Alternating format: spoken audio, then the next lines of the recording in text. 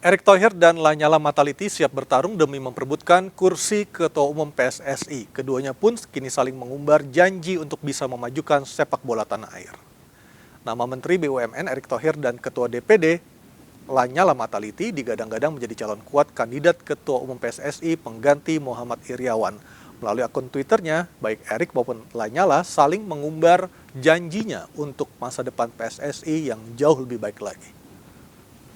Dalam cuitannya, Erick Thohir mengatakan sepak bola Indonesia akan berprestasi jika ada sosok yang bernyali besar untuk bisa membersihkan PSSI dari tangan-tangan kotor. Hampir senada dengan Erick, Lanyala dalam cuitannya juga mengaku bertekad memberantas mafia bola untuk mengembalikan kejayaan sepak bola Indonesia.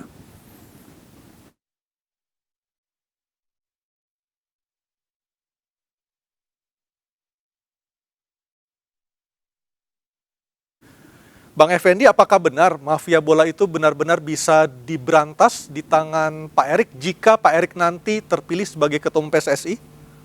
Ya, kalau ngelihat sepak terjang Pak Erick bilang di BUMN aja saya masuk sarang mafia itu Kementerian BUMN. Itu aja bisa berantas pelan-pelan, apalagi cuma PSSI. Beliau bicara begitu, tapi tentu pembuktiannya adalah dari aksi. Tapi dalam kesempatan pertama ketika wawancara, beliau langsung mengumbar bahwa menjadi ketua PSSI itu butuh nyali. Artinya beliau sudah siap dan cukup bernyali untuk memberantas mafia yang ada di PSSI. Saya tanya, lah mafia-mafia ini kan nggak mungkin diberantas secara tiba-tiba dan langsung, Pak Caketum. Ya tentu mafia ini tidak mesti langsung dibabat juga. Kalau yang namanya mafia tobat kan sama aja, kita bisa mengembalikan orang itu ke jalan yang benar. Jadi menurut versinya Pak Erick, beliau cukup merasa tertantang juga untuk menghilangkan stigma negatif yang ada di PSSI. Dan kita voter juga jadi penasaran gitu loh. Apa benar beliau bisa memberantas? Tentu untuk membuktikannya itu adalah kita berikan mandat itu kepada beliau untuk memimpin PSSI ini. Baik. Supaya kita akan melihat bukti nyatanya dari statement beliau ketika beliau tiba di kantor PSSI bahwa memimpin PSSI harus menyali dan siap memberantas yang kotor-kotor maupun mafia di PSSI. Saya pikir ini pembuktiannya hanya satu, beliau jadi ketua umum. Begitu. Pak Gede, tadi juga Bapak mengatakan yang ditawarkan Pak Lanyala Mataliti adalah bersih-bersih dari oknum-oknum yang selama ini menjadi benalu di PSSI. Bukan tidak mungkin oknum-oknum tersebut merupakan teman dekat ataupun teman dari Pak Lanyala sendiri. Apakah Pak Lanyala punya rasa tega yang cukup untuk membersihkan PSSI dari teman-temannya sendiri yang selama ini dianggap sebagai benalu, Pak Gede? Mungkin sekarang bungkus nanti dengerin kata-kata saya, sama voter dengerin kata-kata saya. Selalu di dalam perkataan Pak Erick selalu nyali. Apakah sekarang Pak Erick berani melakukan fair play permainan dengan Pak Nyala tanpa melibatkan teman-teman yang saya anggap yang dikatakan mereka sebagai orang-orang yang biasa merekayasa? Kalau Pak Nyala udah buktikan bahwa Pak Nyala seperti dua ketua umum yang lama, saya selalu katakan, Pak, Bapak dikelilingi oleh tim sukses Bapak yang tidak bagus. Kalau itu yang Anda lakukan, saya tidak akan bergabung. Gede, saya hanya pengen masuk, setelah saya di dalam akan saya singkirkan mereka. Satu orang gagal. Yang kedua, mereka panggil face to face saya, Gede, ini hanya waktu aja yang membuktikan. Setelah aku terpilih, saya singkirkan. Apa yang terjadi? Semua orang yang menjanjikan kepada saya itu tersingkirkan. Nah, kalau sekarang salah satu kontestan mempergunakan tim suksesnya orang-orang yang menjanjikan itu, ya repot. Pak Nyala juga sama. Kalau beliau mempergunakan orang-orang itu tersebut, saya juga tidak akan mendukung beliau. Tapi kenyataannya tidak ada. Jadi sekarang voter harus pinter. Janji di dalam sebuah kampanye itu biasa. Tapi tadi harapan dan kematangan itu yang perlu dipikir oleh para voter. Waktu 19 hari, 20 hari, ini sangat dinamis. Pak Nyala, pinter nih Pak Gede ini. Pak Nyala tidak akan mempergunakan orang-orang yang memang menciderai sepak bola Indonesia. Udah kita lupakan. Baik. Bungkus, Anda kita yakin maafkan. dengan janji-janji para kandidat ketua umum PSSI tersebut bisa memberantas benalu, bisa memberantas mafia bola selama ini? Apakah Anda yakin, Bungkus? Iya, saya sebetulnya dalam beberapa hal sependapat ini dengan Pak Gede. Bukan berarti saya mendukung Pak Gede nih ya. Saya sependapat bahwa mafia di sepak bola Indonesia itu sulit sekali diberantas. Karena dia dirasakan ada, tapi tidak terlihat gitu loh. Dan itu yang membuat siapapun ketua umumnya itu sulit sekali memberantas. Kalau orang-orang di internal PSSI mungkin sudah tahu ya, karena termasuk Pak Gede sudah ada di PSSI, sudah tahu gitu ya. Tapi sebetulnya tidak akan mudah bagi Pak Erik. Saya yakin. Begitu juga dengan Pak Nyala. Tidak akan mudah kalau kita bicara tentang memberantas atau potong generasi. Tidak akan mudah. Karena siapapun yang nanti terpilih jadi PSSI 1, itu pasti akan naik ke pucuk pimpinan berkat jasa orang-orang yang dalam tanda petik dianggap sebagai bagian dari mafia itu. Tidak akan mungkin naik ke posisi PSSI 1 tanpa peran mereka. Jadi keinginan untuk memperbaiki PSSI, membenahi PSSI adalah ide mulia, cita-cita mulia yang diusung oleh semua calon ketua umum yang pernah saya dengar kampanyenya. Tapi dalam prakteknya semua akan mengalami kesulitan. Jadi menurut saya voters nanti tidak akan menentukan berdasarkan janji-janji itu. Sekali lagi akan menentukan pilihan berdasarkan kemampuan calon untuk membangun komunikasi, membangun kedekatan, dan pada akhirnya meyakinkan. Itu kuncinya. Baik, Bung Effendi, ada yang mau ditanggapi dari pernyataan dari Pak Gede maupun dari Bungkus tadi? Saat ini belum lah. Karena gini, bagi saya pertarungan pemilihan ketua umum ini bukan, kalau ketua umum di PSSI ini hanya ikon aja, tidak di atas dia, tapi kabinetnya memang yang nanti Bekerja. pertarungan di kabinetnya. Saya juga belum lihat kabinet dari Pak Lanyala, siapa aja wakil ketua umumnya, siapa aja exco-nya. Jangan-jangan nanti juga exco-nya juga orang-orang masa Sama, lalu ya? yang sama gitu kan. Jadi saya jelaskan, tidak ada yang bersih di sepak bola Indonesia dan tidak ada juga yang ternoda dalam sepak bola Indonesia. Jadi saya pikir semua, nggak ada yang bisa ngeklaim di situ orangnya mafia semua, di sini nggak ada mafia. Saya pastikan itu tidak mungkin terjadi gitu loh. Ya. Maksudnya, wah gengnya mafia di sana semua, geng di sini bersih-bersih semua, itu tidak mungkin terjadi. Bang Effendi, Maksudnya ada di dua-duanya gitu ya. Iya, Bang Effendi, Anda kan pernah menjadi manajer Semen Padang dan juga sekarang juga aktif di Karo United. Dari amatan Anda sendiri yang Anda rasakan sebagai pelaku di industri sepak bola ini, seberapa kuat sih sebenarnya mafia di sepak bola Indonesia ini? Saya pikir seperti kata Bungkus Naini tadi, dia tidak terlihat tapi dia tercium. Dan kita merasakan itu ada, walaupun kita tahu ya, kembali lagi sepak bola nasional Indonesia ini sudah terikat dalam tanda kutip yang dengan namanya family football itu. Jadi kadang-kadang kita dalam satu keluarga besar itu kadang-kadang harus menutup aib anak kita sendiri, ayah kita sendiri. Saya pikir. Menarik. Jadi ya contoh saja kejadian beberapa hari lalu, pemberhentian Liga 2 itu berdasarkan permintaan klub. Dan di situ tanda tangan saya itu jelas-jelas dipalsukan. Jelas-jelas dipalsukan, yang seharusnya saya bisa laporkan ini. Tapi kembali, kekuatan family football itu saya ditemuin, yang bersangkutan minta maaf, implikasinya juga besar ke saya, ya saya harus memaafkan, dan inilah family football.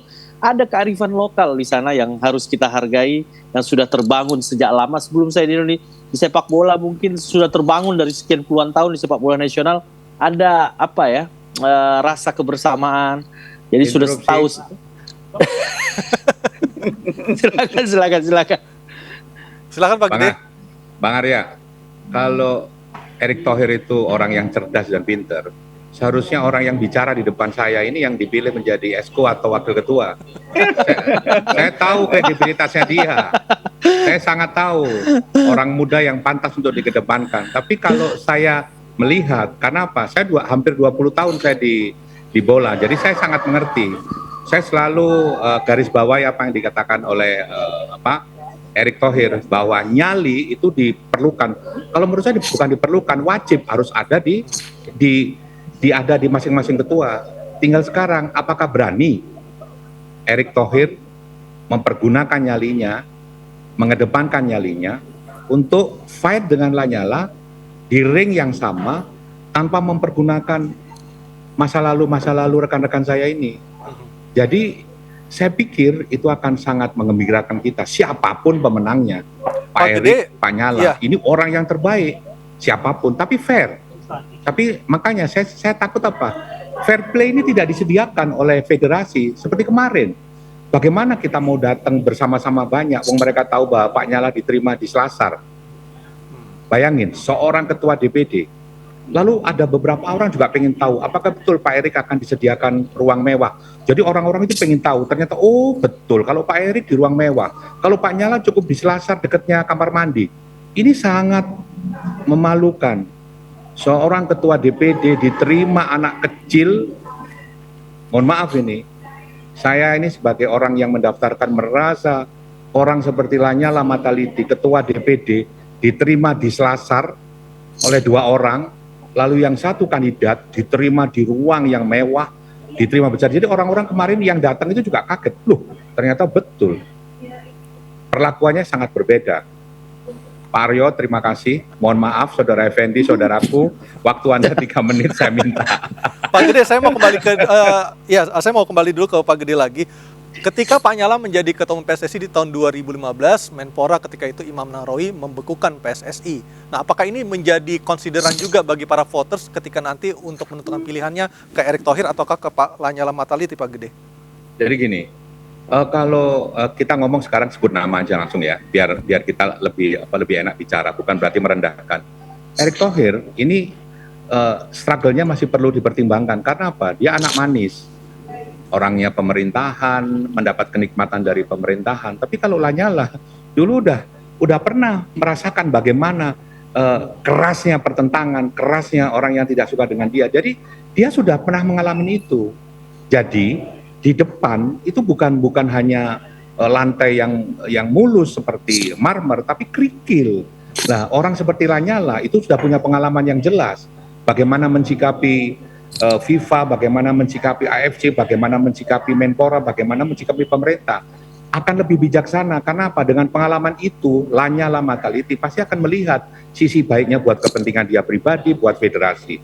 Kalau Erick Thohir belum, yang manis-manis sudah. Karena apa? Memang backgroundnya seperti itu. Apakah semua itu akan menjadi basic yang bagus buat Erick untuk menjadi ketua? Mungkin perlu dipikirkan juga. Tapi harus diingat, 2 orang ini merupakan orang terbaik bangsa ini. Seharusnya federasi memberikan ring yang fair, ring yang bagus, agar duanya ini melakukan kompetisi dengan fair. Jadi agar Lanyala Mataliti bisa mengeluarkan powernya optimal, Erick Thohir juga bisa mempergunakan strateginya dengan bagus. Agar orang-orang yang menilai nanti, orang-orang yang memilih, itu puas. Karena betul-betul gitu. Tapi saya sangat kecewa dengan Erick Thohir. Juru bicaranya Effendi ini orang pinter, tapi kenapa nggak didorong menjadi seorang exco? Karena apa? Dia akan memberikan warna yang sangat bagus sekali. Sudah Pak Gede, sudah ada orang-orang muda lain juga yang akan mengisi barisan exco-nya Pak Erik. Tetapi belum terbukti. Kalau Tadi sudah mendaftar Bang Arya Sinulinga, juga nanti ada Mbak Monica Desideria. Iya. Jadi itu barisan-barisan fresh ya yang nanti akan menghiasi. Juga ada Mbak Ratu Tisha. Jadi kita pengen buat Jadi di Ratu dalam Tisha satu paket juga dengan Pak Erik, Bang Effendi? Kalau Pak Erik itu tidak paketan Pak, tapi dia mengusung teman-teman, bahkan dia mengajak Raffi, mengajak siapapun untuk masuk dalam barisan exco. Tinggal siapa yang mau saja untuk menyisikan. Jadi exco ini kan tidak hanya gagah-gagahan, tapi bagaimana siap menyisikan waktunya untuk berpikir bagi kemajuan sepak bola. Baik. Jadi beberapa nama yang disodorkan ya ikut mendaftar dan ikut akan bertarung. Karena sesungguhnya Pak Erik juga bukan tipikal yang ini paket saya yang harus dipilih oleh semua voter yang memilih saya gitu loh. Tidak. Jadi ini di barisan Pak Erik juga akan jadi persaingan sengit di antara sesama exco-nya. Misalnya orang dekat beliau seperti Pak Hasani pun belum tentu akan terpilih kalau tidak didukung oleh voter. Semua dikembalikan lagi kepada voter. Saya pikir ini menarik ya, di kontestasi kali ini ada ketua umum yang membiarkan persaingan bebas, netral di kalangan exco-nya. Karena beliau ingin lihat hasilnya nanti siapa exco yang terpilih, baru sama-sama antar mikirin program apa dan apa yang harus dilakukan. Jadi bukan exco yang dibentuk dalam bentuk paketan yang harus dipilih oleh semua voters yang memilih dia gitu. Jadi Baik. ini suatu hal yang baru tentunya. Bungkus, exco jumlahnya 12 orang. Menurut Anda sendiri, anggota ataupun sosok ideal yang akan mengisi pos anggota exco itu harus seperti apa? Apakah hanya mengandalkan popularitas tetapi belum pernah terjun ke sepak bola, ataukah memang orang-orang yang sudah berpengalaman? Iya, yang pertama saya menghargai hak voters untuk memilih ya. Jadi kita tidak bisa mengendalikan pola pikir mereka mau milih siapa gitu ya. Itu yang pertama. Yang kedua, berdasarkan pengalaman, memang jarang ada yang namanya paket itu sukses ya. Jadi selalu paketnya itu ketua umum, biasanya sih bersama wakil ketua umum. Exco-nya itu selalu cair. Itu terjadi pada pemilihan yang terakhir pada saat Pak Iwan Bule terpilih pun seperti itu. Ya. Jadi memang Pak Erik saya pikir cukup tepat membiarkan pemilihan Exco itu mengalir karena pada dasarnya sulit untuk memastikan paket itu bisa dipilih. Kalau kata orang-orang yang bermain di arena kongres, kalau mau dipaketin malah jadi lebih mahal itu nanti jatuhnya. Dan itu yang membuat itu yang membuat kongres biasanya memberi ruang kepada voters untuk memilih exco itu biasanya cair ya, nggak ada yang bisa memastikan ini akan dipilih, ini akan dipilih. Udahlah kita Bungkus, ngomong enak aja. Anda kan sudah lama melihat sepak terjang PSSI. Dibutuhkan modal berapa untuk bisa menjadi seorang calon ketua umum PSSI yang terpilih, Bungkus? Waduh, kalau bicara modal sih ya itu saya pikir sangat sangat tergantung kepada bagaimana pendekatannya, bagaimana meyakinkan voters. Dan itu saya pikir biasanya menjadi rahasia antara kandidat dengan voters ya. Tapi yang jelas nanti ketika sudah terpilih memang harus sangat siap untuk berinvestasi. Karena PSS itu dari waktu ke waktu selalu berhadapan dengan persoalan finansial. Tadi Pak Gede sudah bilang, bahkan anggaran terbesar yang sudah disupport oleh Kemenpora pun masih membuat PSSI tidak mampu menggulirkan Liga 2 dan Liga 3. Jadi memang akan sangat dibutuhkan kesiapan secara finansial. Cuma memang dua-duanya siap kalau menurut saya. Tidak hanya Pak Erik, Pak Gede juga saya pikir bisa memastikan bahwa Pak Nyala pun siap Pak Gede ya. Karena Pak Nyala saya pikir kita sudah tahu kualitas kemampuannya, finansialnya juga sangat kuat. Bagi saya bukan itu faktor penentunya pada akhirnya nanti. Tapi bagaimana pendekatan personal dari Pak Lanyala dan Pak Erik bersama timnya kepada voters, itulah nanti kunci yang menentukan siapa yang akan terpilih. Tetapi faktor utama dari voters sendiri ketika memilih atau melihat sosok calon ketua umum PSSI yang benar-benar layak untuk mereka lebih didasarkan kemampuankah atau ada faktor-faktor di luar itu, Bungkus? Kalau kemampuan pasti menjadi pertimbangan ya, tapi menurut saya berdasarkan pengalaman itu balik lagi ke soal pendekatan. Pendekatan itu bisa banyak loh. Pendekatan nanti kalau terpilih saya akan begini, nanti kalau saya terpilih Anda akan mendapatkan apa? Itu kan pendekatan juga namanya. Itu akhirnya membuat menjadi tersandra ya ketua umum itu pada akhirnya ya, karena harus memenuhi janji-janji itu ya. Tersandra dengan janji kan, siapapun yang terpilih memimpin organisasi kan punya janji-janji, dan janji itu merupakan dalam tanda petik komitmen. Ya orang bilangnya sebagai sandera, tapi sebetulnya itu komitmen dari keterpilihan dia. Komitmen yang harus dipenuhi. Baik, terima kasih Bungkus, Pak Gede terima kasih, Bang Effendi juga terima kasih. Kita akan melihat siapa yang akan dipilih 87 voters pada tanggal 16 Februari mendatang untuk menjadi ketua umum PSSI yang baru.